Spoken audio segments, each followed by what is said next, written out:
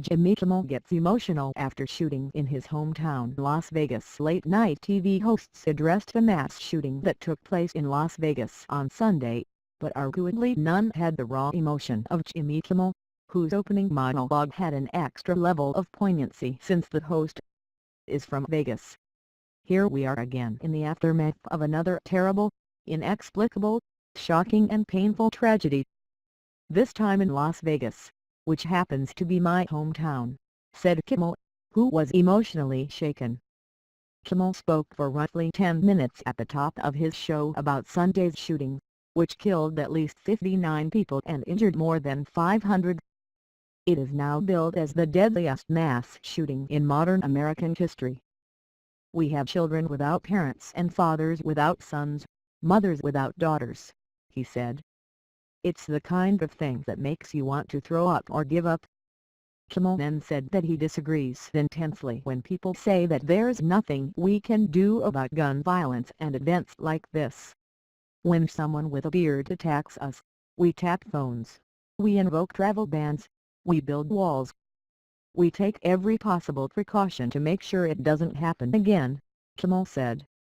But when an American buys a gun and kills other Americans, then there's nothing we can do about that because the Second Amendment, I guess. Our forefathers wanted us to have Alaska 47s is the argument, I assume.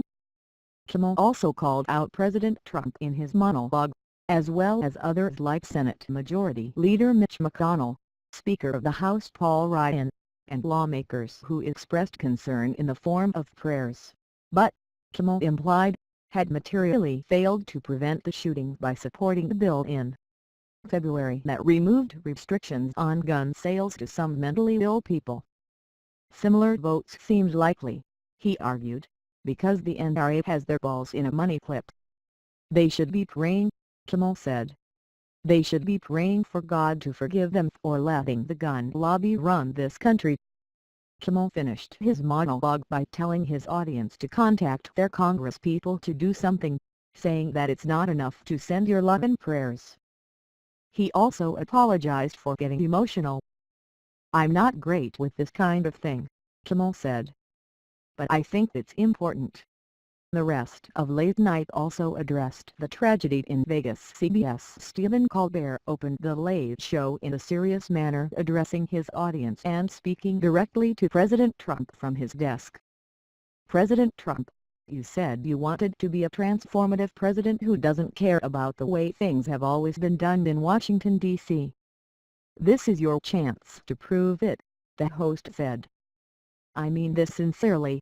You do not owe the Republicans anything.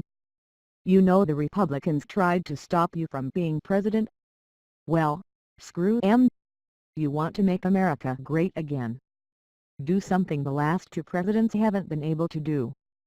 Pass any kind of common-sense gun control legislation that the vast majority of Americans want. NBC's Seth Meyers spoke during Monday night's episode of Late Night about the tragedy and asked Congress if there are any steps we can take as a nation to prevent gun violence, or is this just how it's going to continue to be. Trevor Noah, host of Comedy Central's The Daily Show, who is from South Africa, tried to wrap his mind around another mass shooting in America. You know what blew my mind this morning? When I realized I've lived in the United States, in New York for 2 years now, and in that time there have been 20 mass shootings, he said.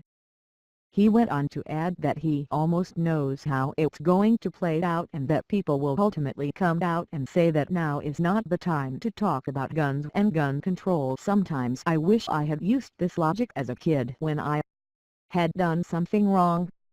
When my mom wanted to ground me, I should have just said, is this the time, Mom, that we politicize what's happening right now? Noah joked. This is a time for us to unite as a family.